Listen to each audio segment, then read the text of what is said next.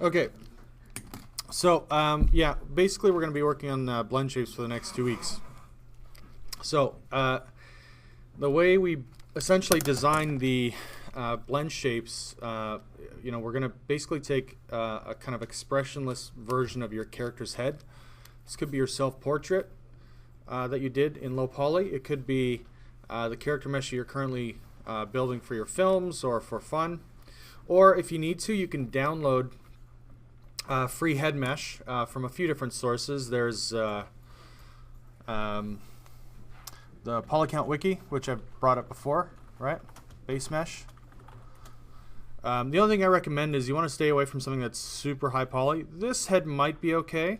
It's not great, but it might be okay. It's kind of low poly, but it should work okay. This one's better, probably. A little more detail around the mouth, a little more loops. Loops look fine. So that's one source. There's this guy too, Arthur. I'm not really sure what the poly count of his head is. I have to take a look, closer look. But it doesn't look too bad either, actually. It's not terrible. But essentially what we need, sorry, let me go to one other site, Turbo Squid. So Turbo Squid is pretty decent. You can pretty much just Google head mesh. I've downloaded a couple from here. So if you go Google that, $0 to $0 if you really don't want to pay anything. Always check the topology.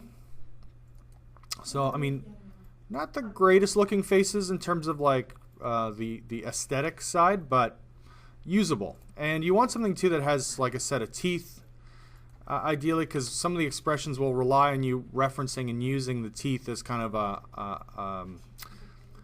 a reference point. So I grabbed this guy here, the young boy, and that sounds bad. I grabbed a young boy.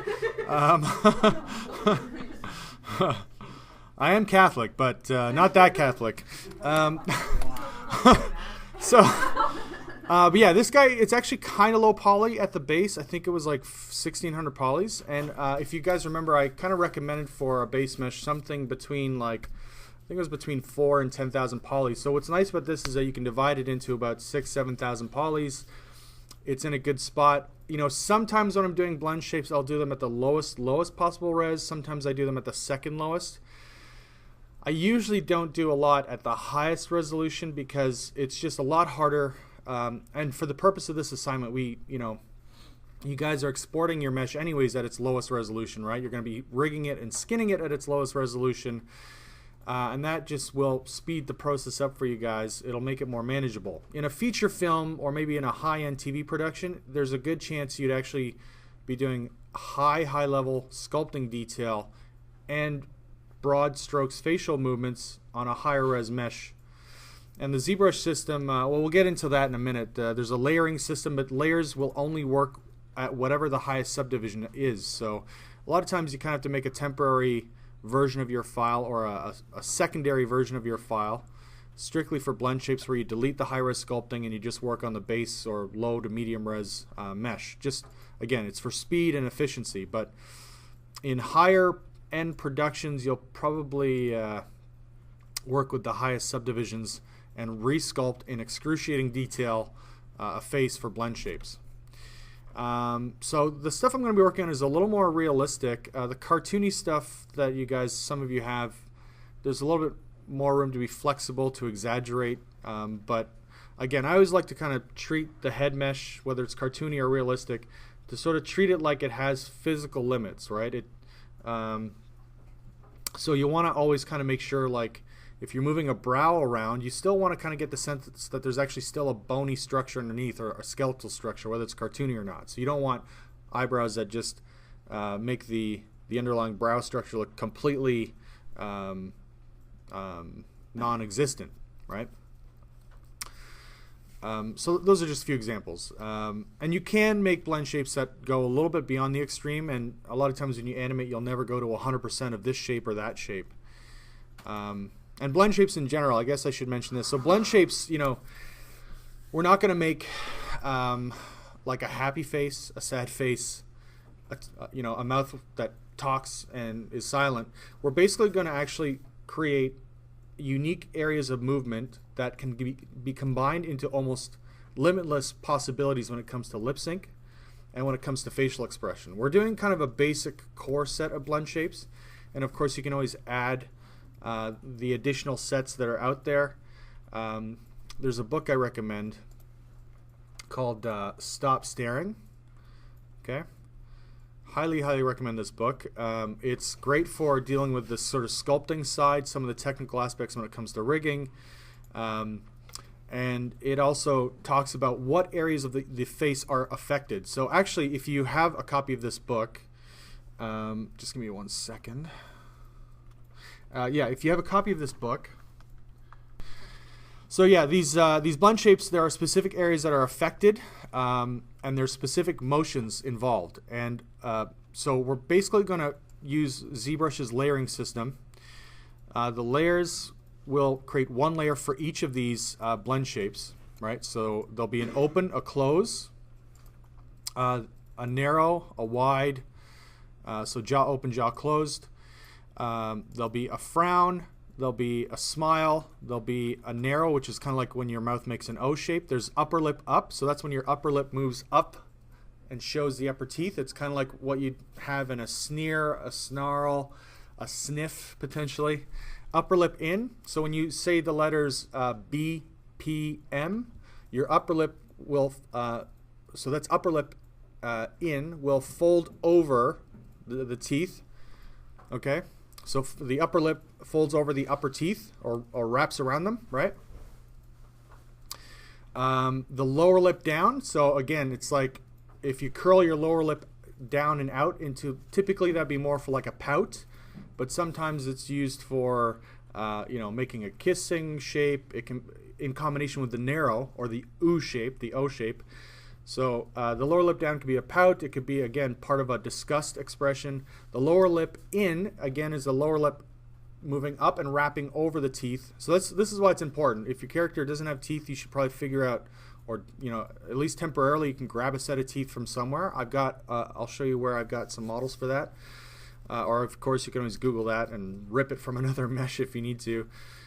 So then there's a frown. Again, we want to be careful with the smile and the frown. I find a lot of people get these very wrong, and they just kind of throw a cartoony shape onto a face. Now, in a cartoony character that will work, but in a more realistic face, it has to be a little more subtle. You have to think a lot about the mechanics that are going on, and I'll talk a bit more about that soon. Next up is the blink. So we do a complete blink, we do a blink left and a blink right. It's funny, actually, this is, I call this kind of the base set of shapes because they're the most essential for lip sync and facial expression, but a lot of times we actually break down the upper lip up, the lower lip up or down or in, the narrow, the smile, the frown. We can actually break them up into left side smile, left side, right side smile, left side frown, right side frown. I'll show you how to do that with a blink. It's super easy. But if you want to develop these blend shapes further over the summer for your film, you will need to consider doing asymmetrical versions of these. And again, it's really quick once you do the main shape in symmetry to do an asymmetrical version. There's a really amazing trick for that. So again, blink left and right, so you can actually create a winking animation. The squint, which is actually where the upper cheeks move up towards the eyes, and there's some bulging and potentially some creasing at the outer corners of each eye. So a squint, it's kind of funny actually. In a smile, you can tell when somebody is genuinely having a good time or genuinely smiling versus faking a smile, because a smile without a squint actually is kind of dead. It's kind of lifeless. So again, and it's a benefit to have that option, you know, to be able to have the mouth smiling, but maybe the eyes aren't so intense or so, right, they're not squinting so much, or maybe they're squinting to the maximum degree. We've got brows squeeze, so that's kind of like when you bunch your brows in towards the middle. So that's just literally the kind of mid part to the inner corners or inner edge of the brow kind of bulging up into the center. There's brows mid up, so that's actually with or without that, the middle portion of your brows, sort of the area resting above the bridge of the nose, that moving directly up along the bony part of the forehead, or moving down, right? So when your brows mid up goes up, that's like you're thinking. you're curious, you're interested. Brows mid down is basically like you're concerned, you're thoughtful, you're angry, something like that. The squeeze is kind of like an intensity modifier. So you could have the brows up or down, and when you bunch them together at the same time, so you could have two working at the same time, right? Two blend shapes. Then you're kind of like adding intensity to whatever that brow motion is. Then there's the brows out and up. So the brows out and up is kind of like when you have, usually it's more for surprise or shock, right? It's kind of the outer corners of the brow, the parts that are sort of facing out towards the temples, that area of the brow, when those areas raise up, again, it's kind of like a little, almost like intensity modifier in a way. So those are the basic sets, and what you're going to do, again, I'll show you the process from Maya. We're going to go through and generate layers. So each layer in ZBrush will be a blend shape. We'll label it. And when you're done the sculpting of each of those layers, there's a really great tool for ZBrush to send the file to Maya, and it links everything automatically into a blend shape tool that exists in Maya, so you don't have to do any real linking. I don't know if Charles showed you guys how to make a facial control panel at all to drive blend shapes. No? Maybe, maybe not? Yeah. You did? Okay, sort of. So anyways, you can kind of build a system after that where you can just, you know, kind of like have a little slider that makes the mouth move in different ways and the brows move in different ways. Okay, so let's get started. So again, I've got this character here.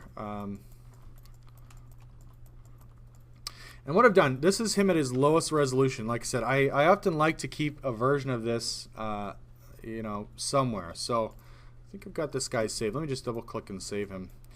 And if you notice, if I hit Shift F or polyframe, he's got a couple polygroups, which makes it fairly easy to select the character. So when you hit Control Shift, by default it activates the select rectangle brush.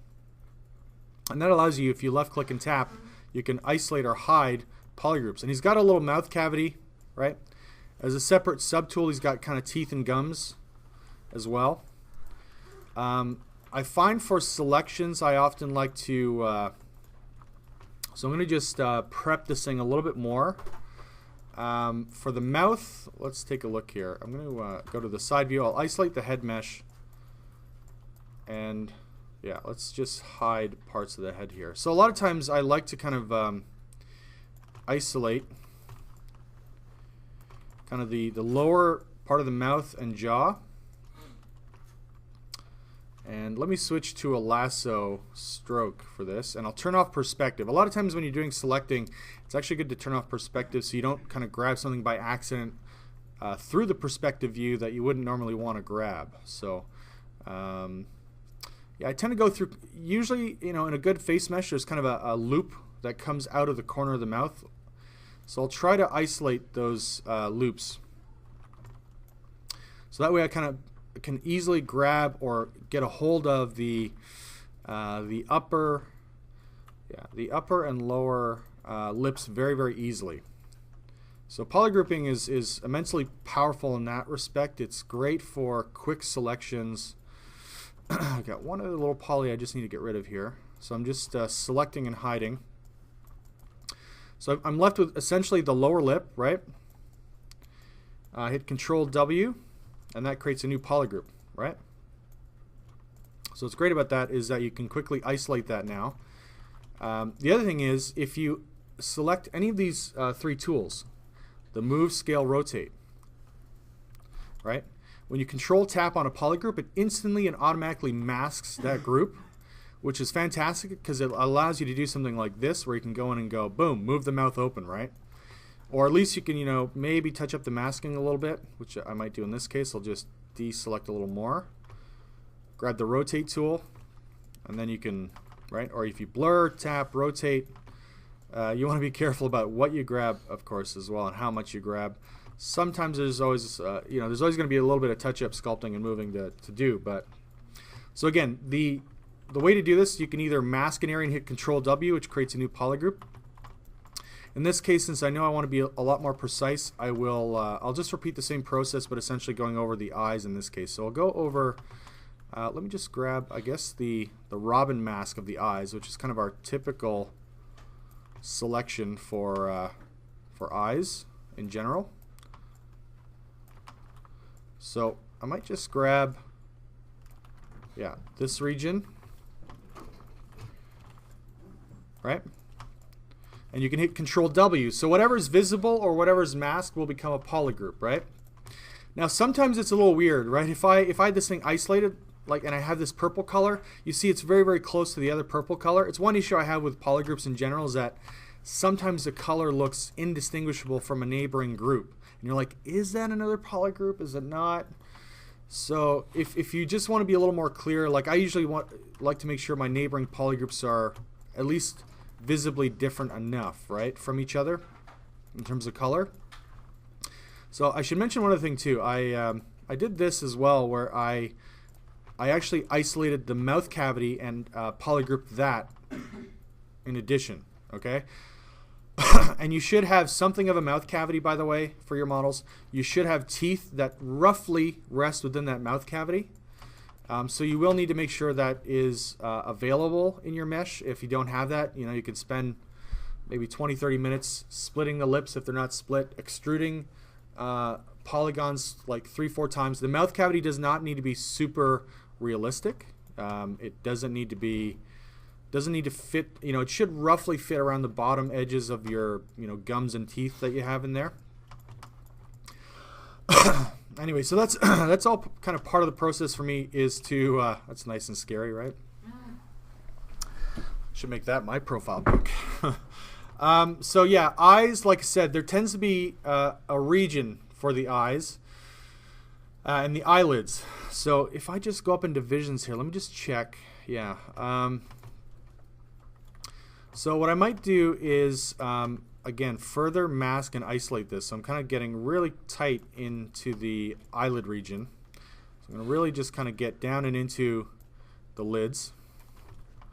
Yeah, I think I'll try at first by isolating this. So by the way, when you're doing Control Shift, and I'm using the lasso mode, right? Control Shift, you're activating Select Rectangle.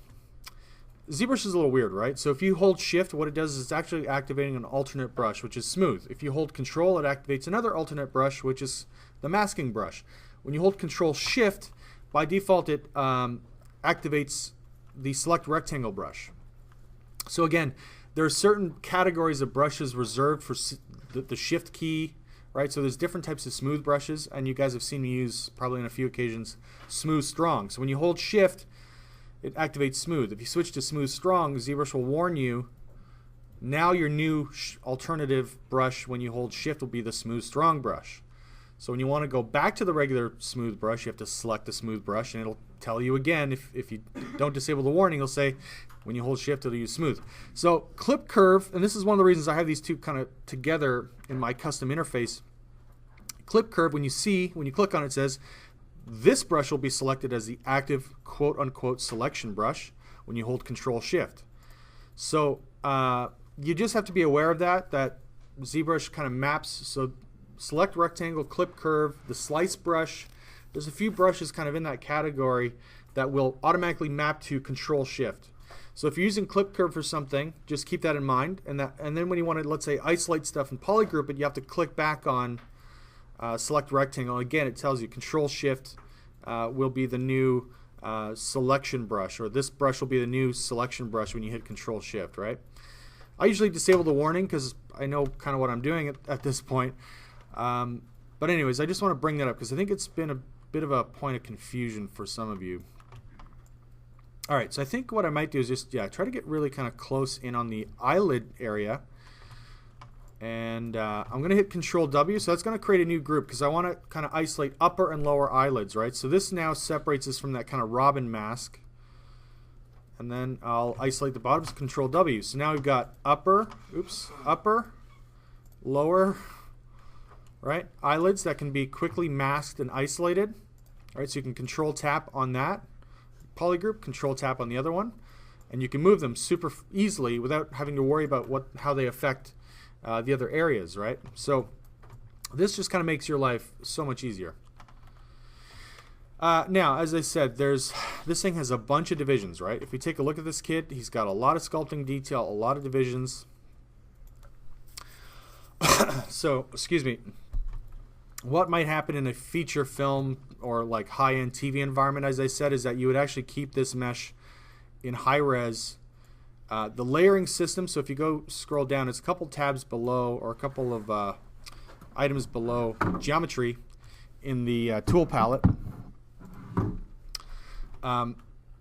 You can only create layers at the highest subdivision level, and if you want to add more subdivisions later, it basically will give you a warning or not allow you to do it. It's one of the things that I find a little frustrating with Zbrush is that it has some quirks. Sometimes it does things with subdivisions. A lot of times there's other things it doesn't like to do with any subdivisions at all. So you have to be careful about what level you kind of work at. So a lot of times, you know, for the base head, what you can do is, for the high-res head is that, you know, you save this version of the file out, then you immediately save a new version. You say, you know, this is version blah, blah, blah, you know, version kid underscore blend shapes. And in that case, what you could do is actually delete your high-res sculpting. And you probably wonder, well, what would you do with a high-res sculpting? Well, if you got UVs, which I'm not sure this kid does. Does he have UVs? I think he does. So what you do is go to your low res and you could say create normal map. And so at the very least, if you bring this low res model to Maya and you subdivide it and you kind of load a normal map in, the normal map has all the detail from the high res mesh.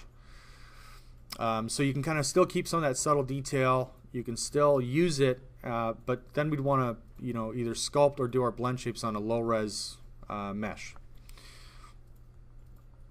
So this thing is taking a second to kind of bake out the normals, but should see it any second. Okay, so I have to decide, you know, am I going to work on the lowest resolution? And again, for you guys, I recommended somewhere in the neighborhood of like 4,000 to 5,000 to 10,000, which I think is probably your best bet for getting decent results, but without necessarily bogging you down when it comes to blend shapes.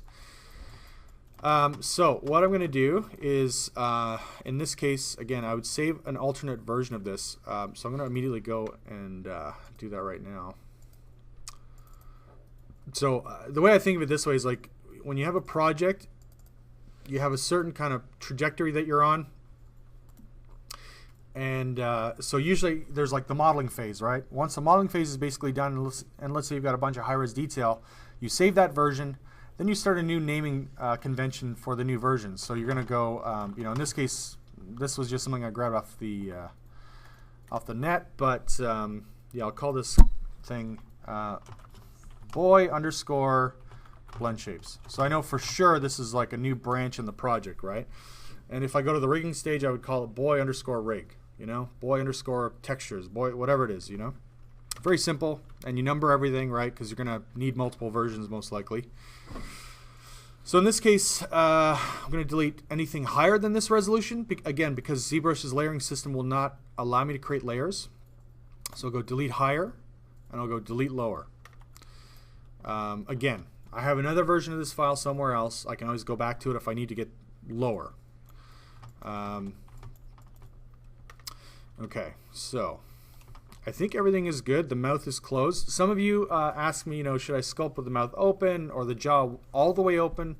You know, I don't recommend the jaw ever be fully open because it kind of changes the jawline, the shape, potentially the design of the character. So if you ever start with the character mouth open, it's always good to have it open by like a centimeter. You know, not at full extension or full opening.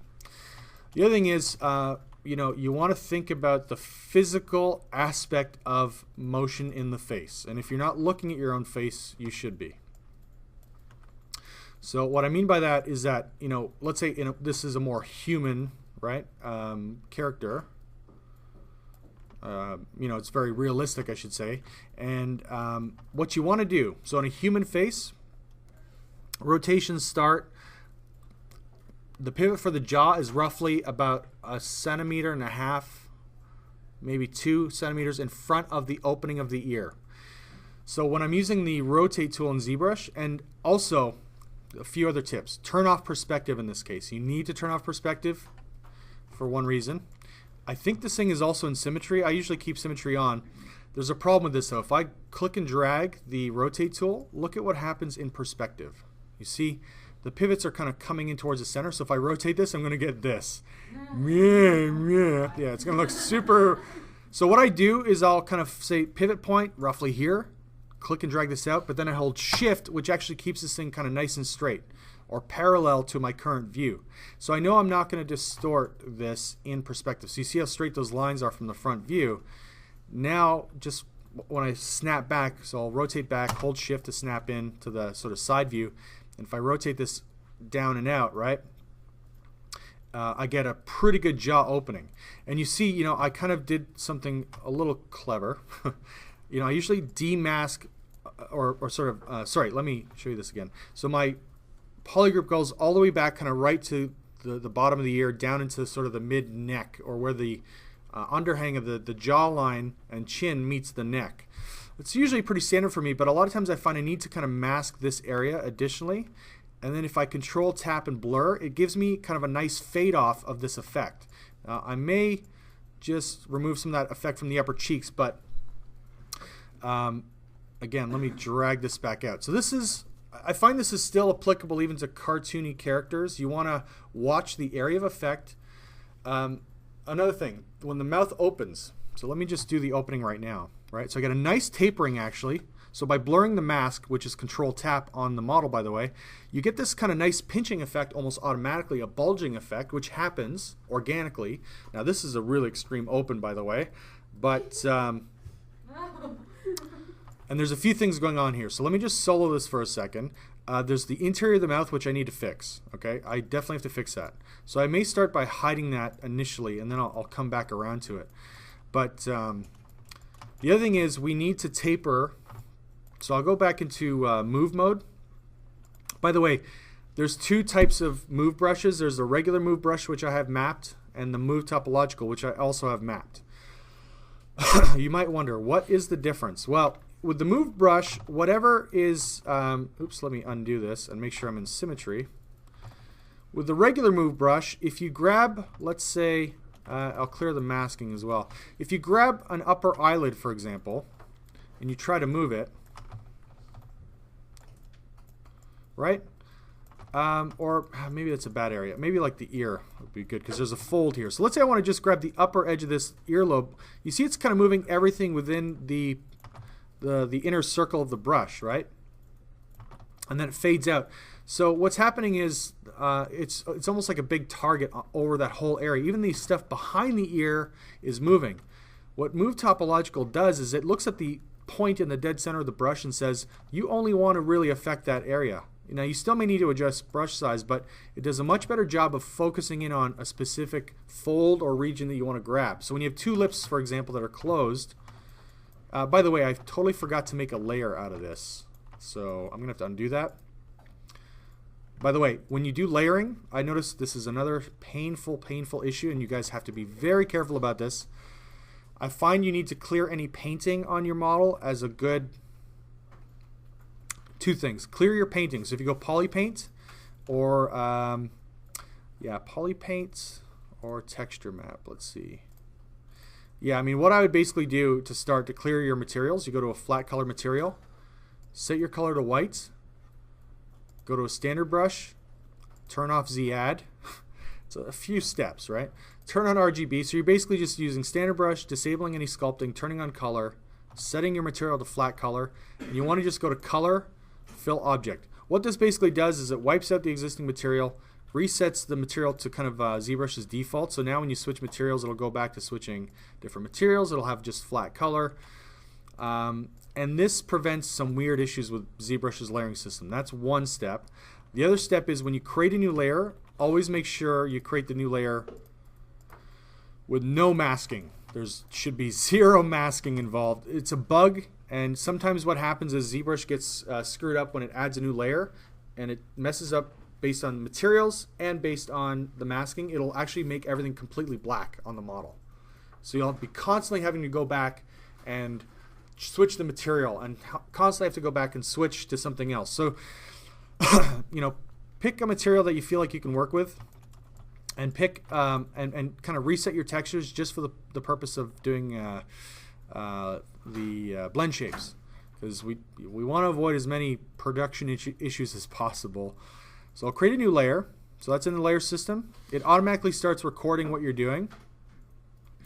And I'm going to name this thing. So this will be my, I think, jaw open. Right? So jaw open. Again, I'll do the polygroup thing. Click on the rotate. Mask a little extra part of that back of the jaw chin, or sorry, back of the jaw neck area. Control tap once. Left click and drag. Holding shift. And then pull that down. Now, another thing you could do in theory, before I blur this mask, so let's say I mask the back area of this chin. You know, a lot of times you can be a little strategic, actually. I'm going to switch back to the standard brush. I'll show you why, actually. So I could control, click, and drag to mask off the model, but when you control, click, and drag with the rotate or move tool on, it kind of does this weird thing where it sort of like masks based on where the tool is pointing. This is actually really useful for masking fingers, arms, and legs to kind of move them really quickly into pose, but not so great when you're just trying to kind of get into a little area. So I'm going to switch to a regular standard brush again, and maybe just control, click, and drag into the corners just a touch, and then I'll control tap to blur that. This might work. I haven't really tried this actually yet, so I'm going to experiment on you guys a bit. But yeah. So if you take a look, actually, see how there's a blend now? When I pull this down, it's actually going to save me a lot of work in terms of resculpting the corners of the mouth. You guys see that, right? So there's less of this weird drop with the corners. I will still have to move them and sculpt them and touch them up a bit, but it's a good start. Just go flat color for a second and just touch up the masking down here. There we go. So yeah, I think this will work okay, and of course you can always do touch-up sculpting as well. So go back to blend. Okay.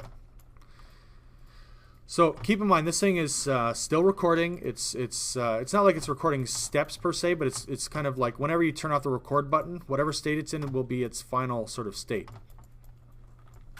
So I may go in and just do a little bit of smoothing back here, right? We're looking at the neckline.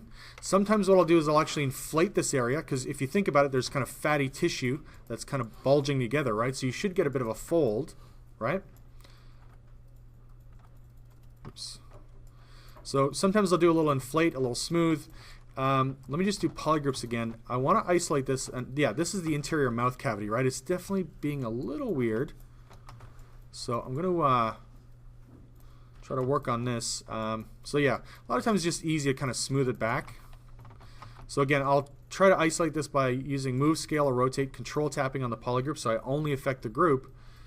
And then I'll hit Q to go back to my kind of sculpting brushes. So I'm going to just kind of smooth that back, right? And then I'm probably going to have to push it in, because I always want to kind of make sure there's room inside for the teeth and gums. I don't want the teeth and gums to kind of look like they disappear because something weird's happening inside the mouth. So let me just push that stuff down and in. There we go. So a little smoothing, a little touch up. And if you want to, you can also, I'm going to hide the mouth cavity for now because I really want to focus on the sort of sides of the mouth. So I'll get out of solo mode as well. So there's teeth and gums. So I should mention this too. I'm going to click on the teeth. I'm going to go to transparency mode. And they strategically have two polygroups. Again, so I can control tap on the lower group.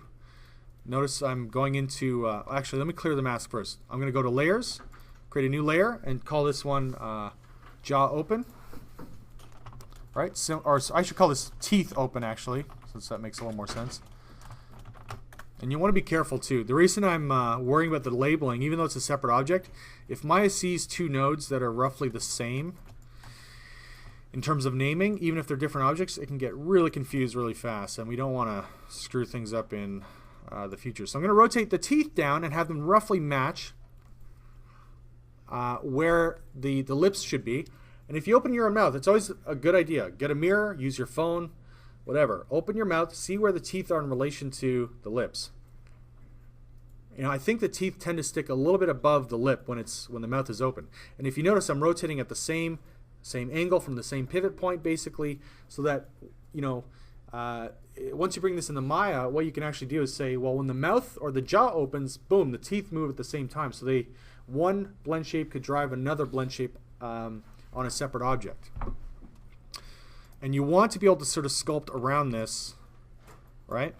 We need to be able to kind of see what's happening. So in this case, we want to make sure we maintain the volume in the lower lip, right? So we don't want that to kind of collapse. I may turn off the fill color because it's a little distracting. So again, what happens is the upper lip will actually pull down and back. So I'm using Move Topological. I'm going to just smooth this a little bit. So we tend to get a bit of a circular O shape. So we want to have the corners of the lips start to kind of come in, cheeks kind of move in, again, because there's a cavity, right? So what's happening is the skin is stretching, and it's also pulling in because there's a void inside the mouth now. The teeth and gums aren't fully blocking the cheeks from sinking in. So we need to kind of get that void.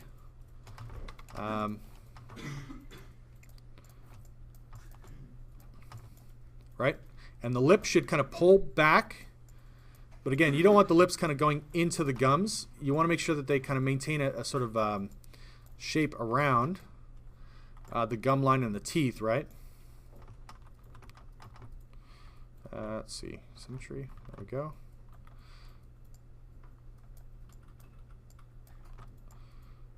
So we get, again, more of a kind of circular shape here. Right? It's like a yell. That's kind of what we want to see, is a bit of a yelling shape, right? And again, I'll tend to sort of sink this in a little bit.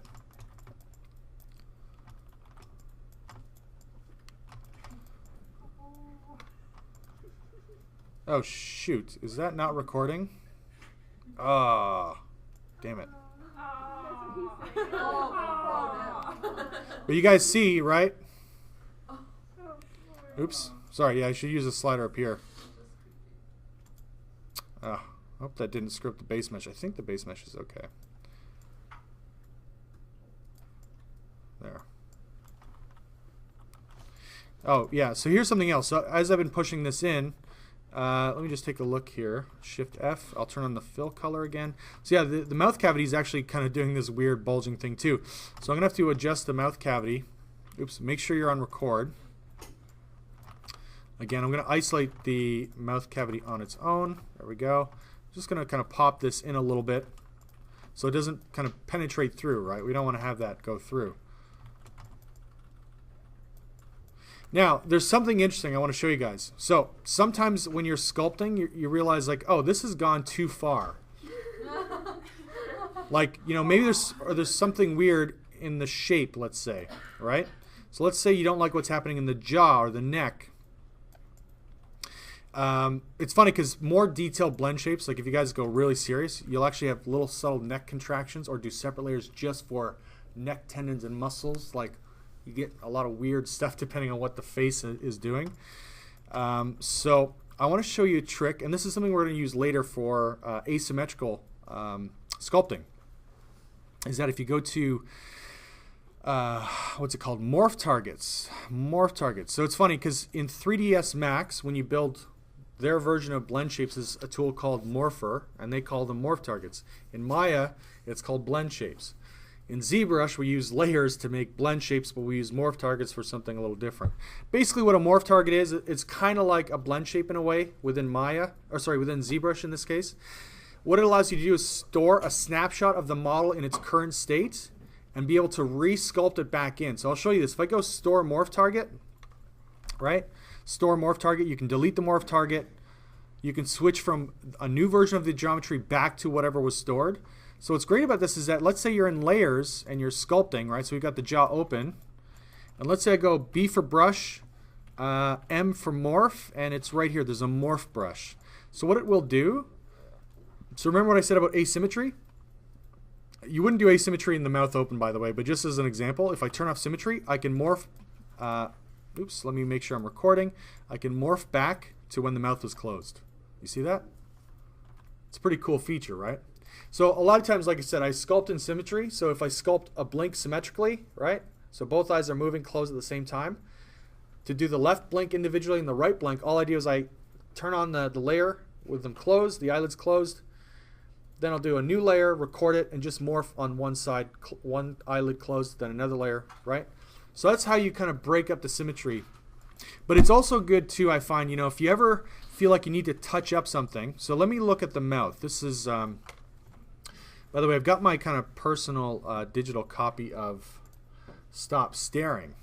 So I absolutely love this book, and it sort of will go through. So this is the jaw open. You see how I mask my mouth is pretty much exactly how they suggest, you know, you kind of work on certain parts of the face. So the open, actually I should affect the upper lip a bit more, and I'm doing a bit of that now, right? So I'm going to study this a little bit. Let me just play with the animation, I guess, of it.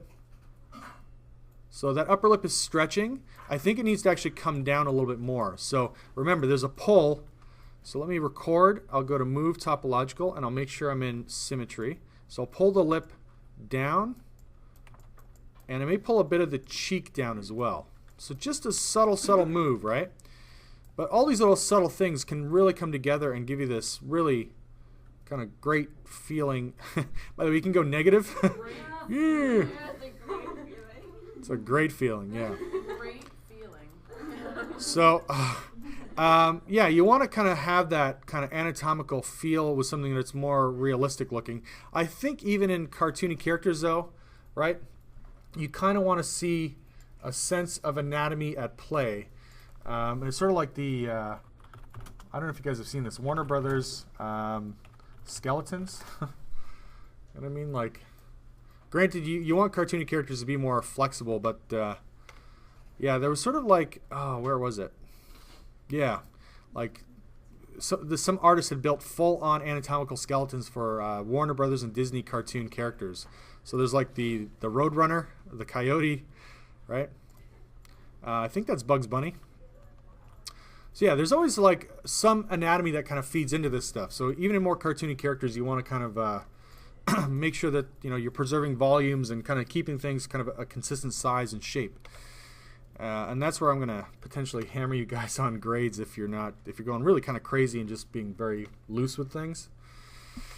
Okay, jaw open. So that is pretty decent. A lot of times too, I'll do a little inflate. So I'm going to record again, turn recording back on. I like to inflate. So what happens is the lips actually, people think the lips come to a sharp corner, right? In the mouth. What actually happens is the lips, as they move into the corners, actually fold into the mouth. So when you open your mouth wide, the edges of the lips start to fold or twist outwards. So you actually start to see the complete, I guess, rim of the lips. So I will go through, that's too much on the Z intensity. So go very low. Let's say like a 3. And I just want to give it a little bit of thickness, right? So we're actually kind of seeing the lip itself kind of fold outwards, right?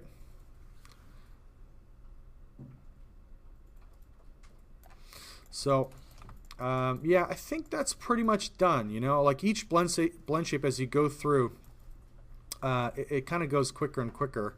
So I'll turn off the recording. I'm going to switch back to my teeth open and close those, because now I think the rest will be mostly closed shapes for the mouth. So there's the narrow. The narrow is kind of like a kissy mouth, puckered lips. Okay? So let me just find my browser here so I can show you guys that. So again, this is your sort of jaw open. The smile is almost like a smug smile, and I'll show you why in a second. So the smile, for example, I'll do this in order though, I guess, that I'm working in. But so we'll go create a new layer. I'll just call this, it's often referred to as the smile dash wide. And there's a few reasons. So the smile, yeah, it affects pretty much the main area around the mouth. So from kind of like lower chin to kind of sides of the nose. So I'll show you this, I guess, just with a mask. Let's do this. that is kind of the area of effect. Okay, it's a pretty big area. Actually, let me just mask this a little bit tighter. Okay, so that is kind of the area of effect for the smile. Again, what's great about the Stop Staring book is that you can just, it'll show you exactly what should be worked on. So you can mask the area and then play with those areas. If you read it closely enough and study your own face, you'll get some really, really great results. So the smile, in this case, I'm going to use a regular move brush instead of the move topological because both upper and lower lips need to move at the same time. So I kind of want to grab a huge area at once. So oftentimes the sort of middle portion of the lips will move up. The corners will move up, but they also have to move back in space. Okay, so we're going to do this. Maybe I want to be careful not to go too crazy and too creepy. The lips will actually potentially pull in a little bit because they're, they're pulling tight against the teeth, right? So they kind of thin out in a way. If you've got really good topology like this guy does, and like I've kind of shown you guys, if you go to, in this case I'll probably do Damn Standard at a very, very low intensity. You get a little bulge crease through here. So let me just adjust the intensity a bit more. Right, so we want to get a little fold, let's say, going on here. And I might just go and inflate after through here. Now again, this is probably a bit more exaggerated, right? And you guys are laughing because it does look a little strange. The nose. So the nose actually will flare a little bit.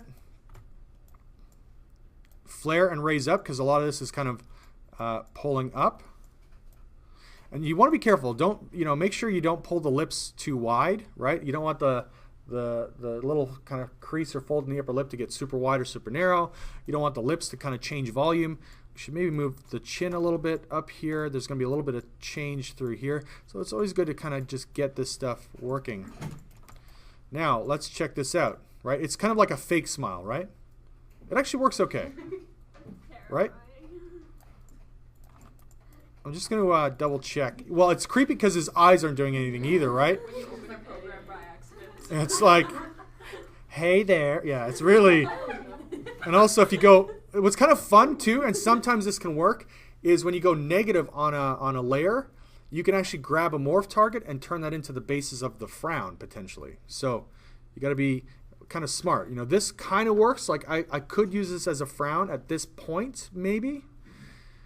But I'd have to tweak the lip shape because the lip is kind of going into this V shape instead of more of a U shape, or maybe it's the curvature isn't quite right, But so here's what's great. When you combine these two, you get something very natural. You see, well, maybe not so natural, but so let me just go and open up the teeth as well because the teeth should open, right? But you see, this is the power of these blend shapes. And the way that we're constructing them. We're not making specific shapes for lip sync. We're not making specific expressions for emotion. We're building motion in the face that can be independent to create an infinite amount of expressions and vocalization and lip sync, right? So with the set that we're building, you should be able to do like 90% of anything you want to do plus, And it's great. This is, for me, the fun part of this. And maybe this is where the more hardcore animators will fall in love with this, is that you see the character come alive once you start to see these expressions, and it's good. I find as a recommendation, you should test the blend shapes together. You won't be able to go full. You won't be able to go fully with both blend shapes or more than two blend shapes at a time, but they should work well together. Up until the area of like the 50-60% range.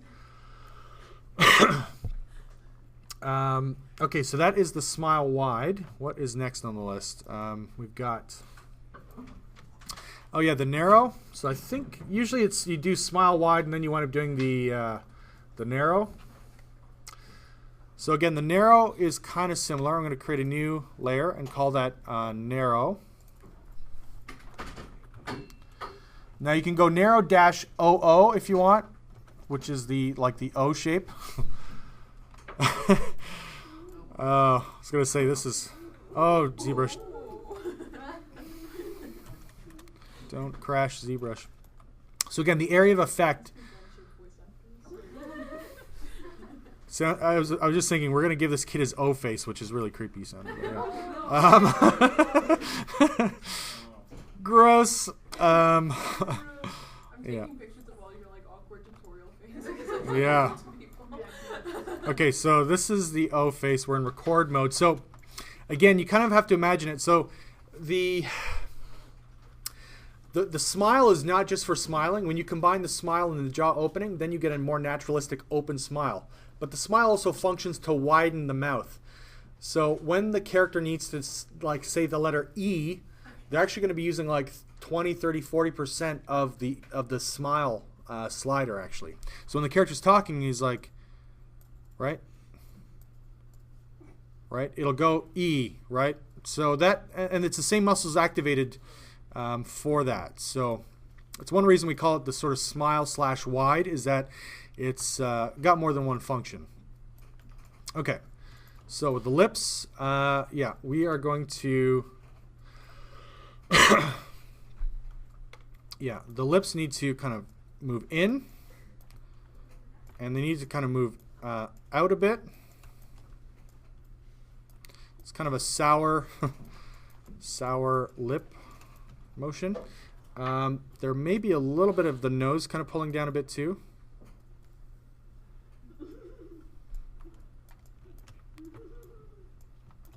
Okay, guys, you need to calm it down a bit.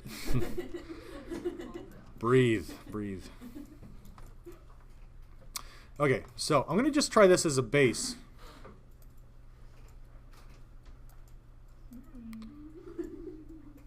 Yeah, it's not bad. I mean, this one is kind of hard to do because sometimes what I like to do is I may in fact go in and just kind of rotate ever so slightly. So I'm going to just isolate the upper lip.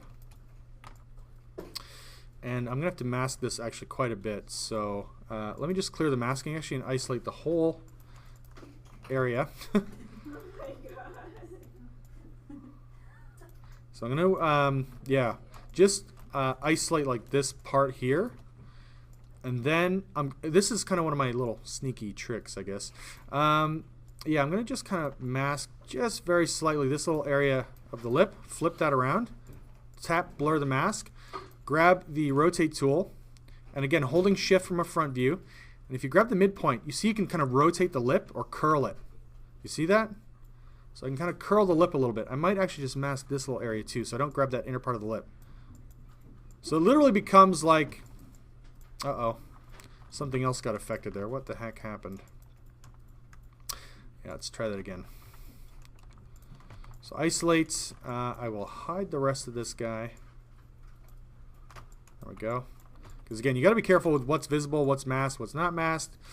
Okay, so I'm going to just carefully mask this little area inside. I don't want that to move. So I just blurred the mask, kind of masked the like 80% of the lip except in the corners. And then I've grabbed a rotate tool to go through the lip, and I just want to, if I grab the midpoint and move it, it's just going to kind of flare that lip out a little bit. And I'll do the same thing practically with the lower lip. Nice. Again, there's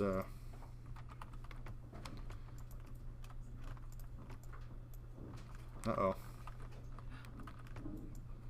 Yeah, sometimes if you get into issues and it sort of behaves weirdly. Okay, I'm just going to flare that out, clear the mask, unhide everything. You see there's a little glitch here, right? So, and there's another glitch down here from whatever.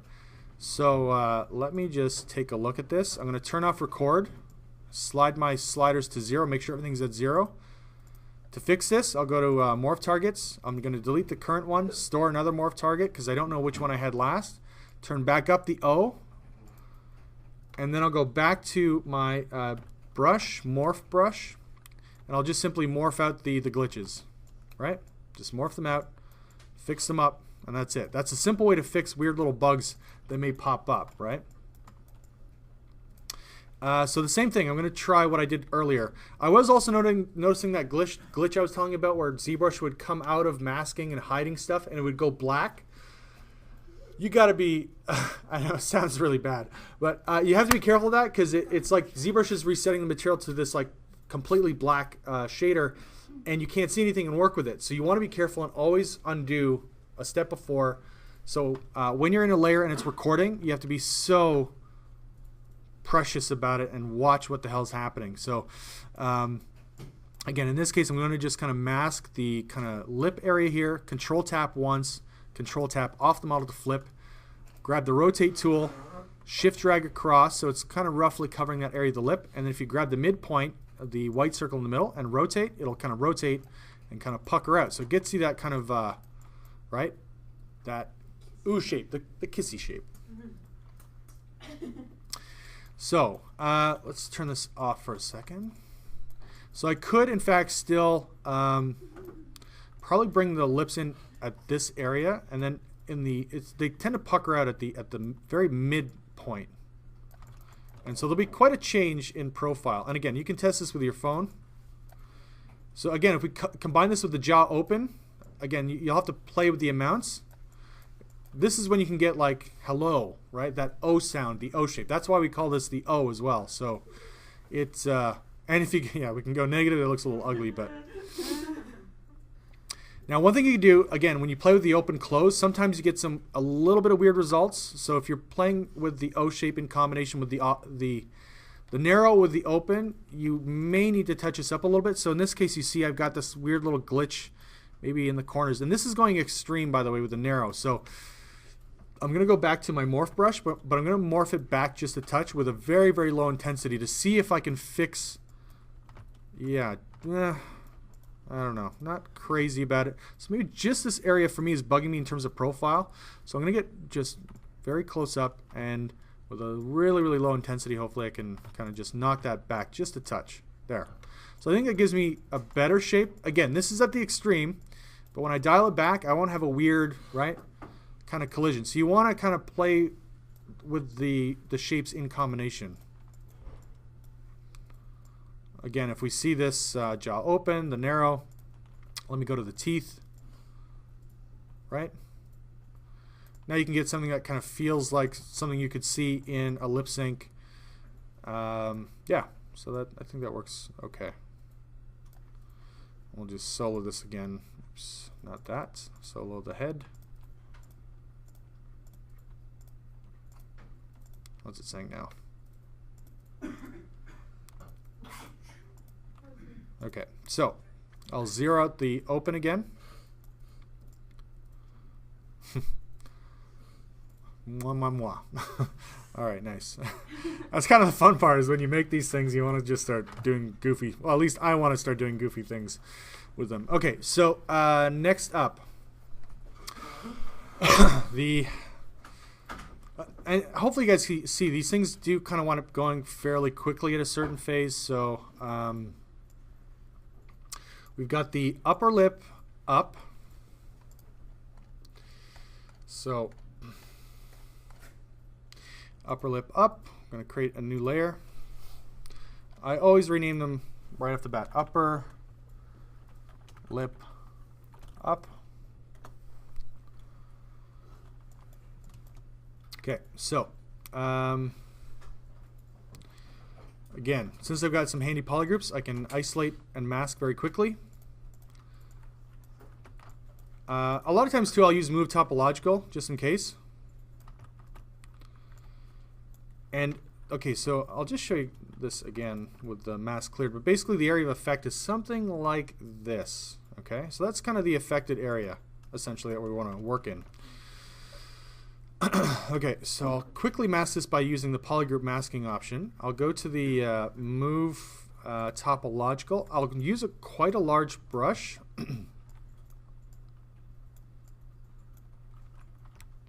May mask the corners a little bit and then just blur them.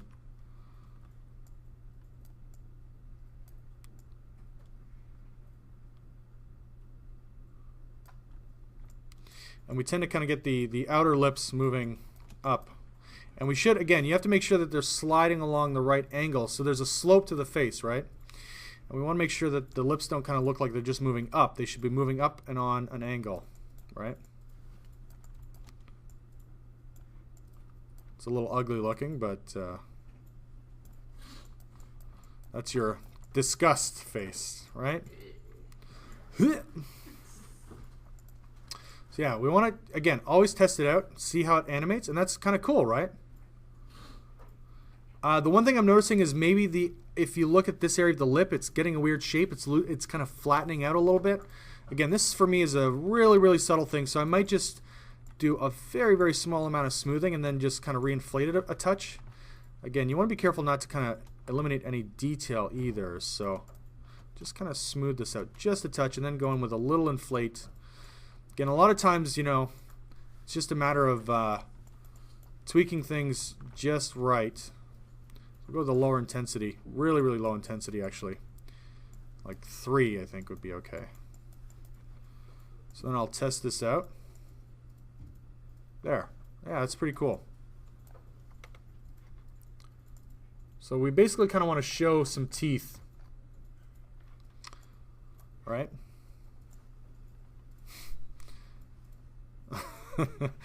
All right. So yeah, we're upper lip up, done. You know, so at a certain point, these things start to kind of move along fairly quickly. Again, you know, I don't know about the corners of the lips necessarily. I'm a little bit bothered by them here. So I might just use Move Topological and just very carefully nudge this up just a touch. There. So we get a little movement, more movement in the corner.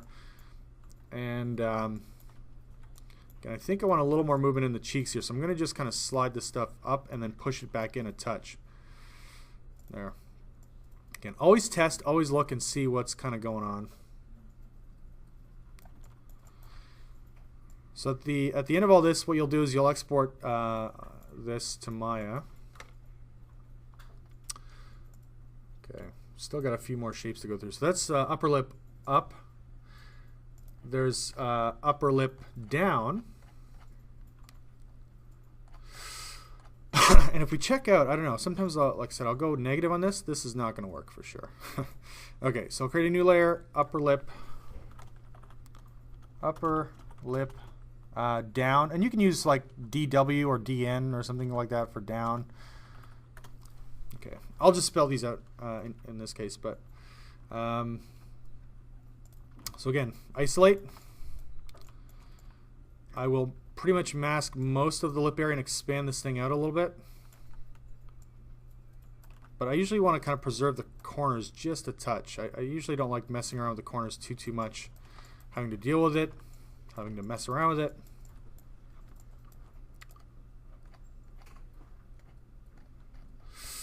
Okay, so the upper lip down.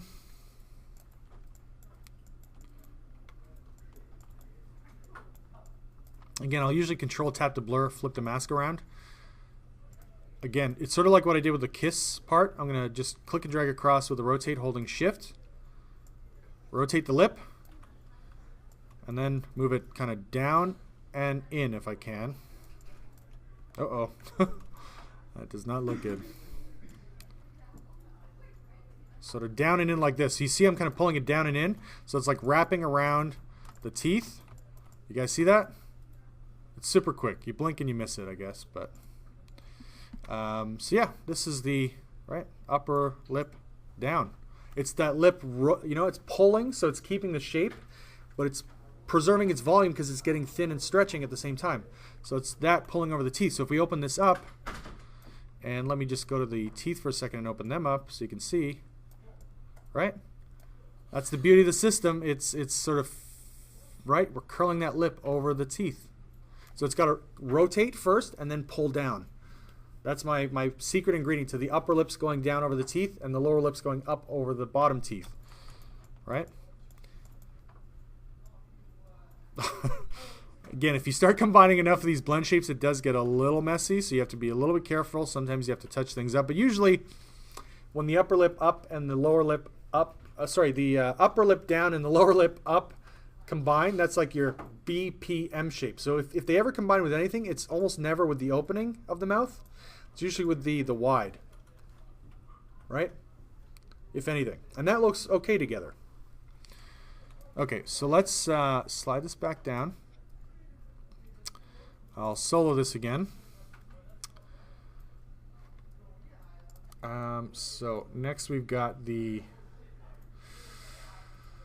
what is it? The lower, yeah, I think we're doing lower lip now. So lower lip down. Excuse me.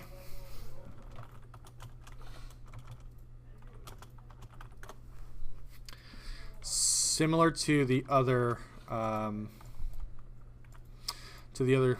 group there, right?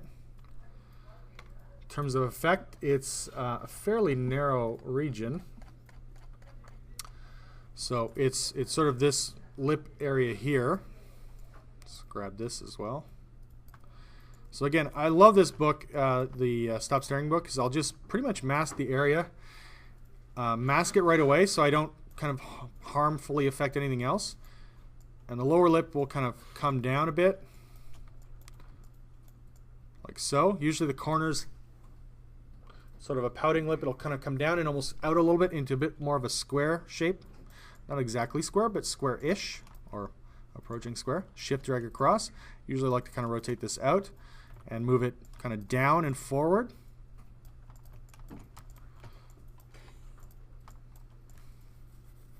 Again, there's a little issue with the this little polygroup that I have, right? So if I go Shift F, and I'm going to just isolate the group in there. It's because there's a shared edge in there with the lips. I'm just going to smooth this out. Actually, I should make sure, by the way, I'm recording. Yeah, good.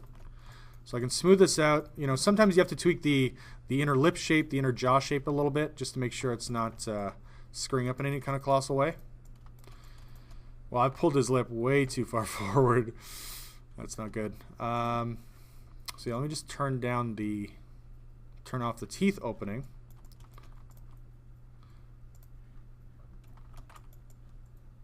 Yeah, they're yeah, it's way too far forward. So I'm just gonna Control Shift. Yeah, just isolate this again. Pull that lip back in. And again, if I screwed up the jaw, let me just double check that the chin or the jaw isn't screwed up. So I'm going to go to the Morph brush and just make sure that area is fine. Okay. So now if we do upper lip up, right? Lower lip down in combination, right? We kind of get that disgust look, right? Or maybe an angry look. Anger, well, disgust and anger would be largely impacted by the eyes as well. So what the eyes and the brows are doing will create that expression. So this, I think this looks okay. It's not too bad. And there might be a little bit, what's going on here? I got a lot of stuff going on. Okay, there we go.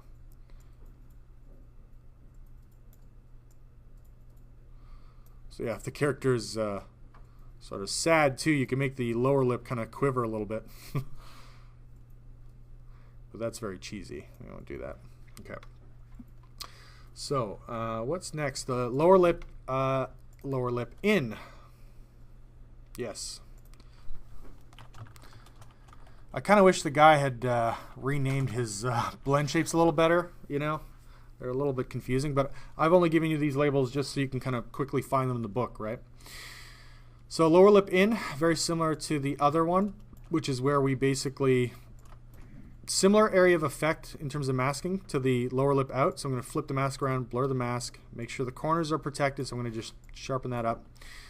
Go to rotate, click and drag across, grab the midpoint to rotate up and in, and then I'll basically pull the lips kind of back and in a little bit.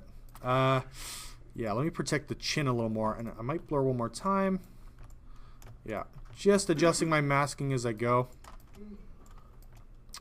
There we go. Pull that in, and maybe just use a move brush to finish that off a little bit. There we go. Look at that. So it's like biting your lower lip, right? And if you do both upper lip in, right, it's amazing. As you build these up, the levels of expression that come out are incredible. So lower lip down and in. This I could probably tweak. Let me just... yeah, I think I need to tweak the upper lip in. I usually do the two together because they're often used in pairs for that lip sync, like I said, right? So So again, I think the middle of the lip here in the, yeah, this one, the upper lip in. So you can go back and record on a specific layer. So I'm going to do that right now with this guy. So I'm going to just pull that middle part of the lip up and in a bit because it looks a little weird in combination with the lower lip in. So I'm going to just pull that up and maybe pull it a little bit back. Actually, there's the teeth, so I should pull it down and in. Yeah, maybe even these parts a little bit too. Pull them down and push them in. Okay, so let's see that in combination. Yeah, that's not too bad. Again, I might... again, there could be a little bit of back and forth to do here, but... so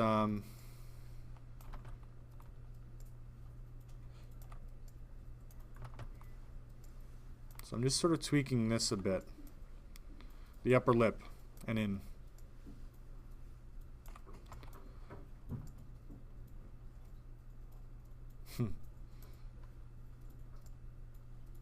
Yeah, I think that's okay.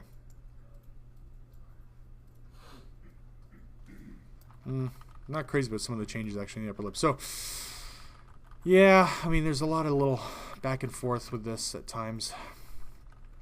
Anyways, I'll have to just move on for demonstration purposes. Okay, so we got next. Lower lip in. Oh yeah, the frown. So the frown is next. Yeah, I mean, the frown is kind of like a more concentrated version of the smile. And like I said, the smile that I had, when I went negative, it actually kind of created a partial shape that I was okay with. So in this case, like, I mean, going too far, he looks like a really weird old man. But I think like at about 10-20%,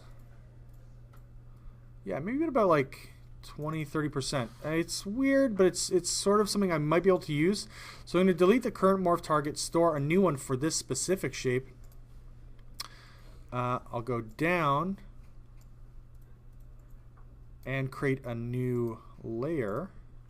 This will be the frown. And then I'll simply just go to B for brush, M for morph, find the morph brush, morph that in.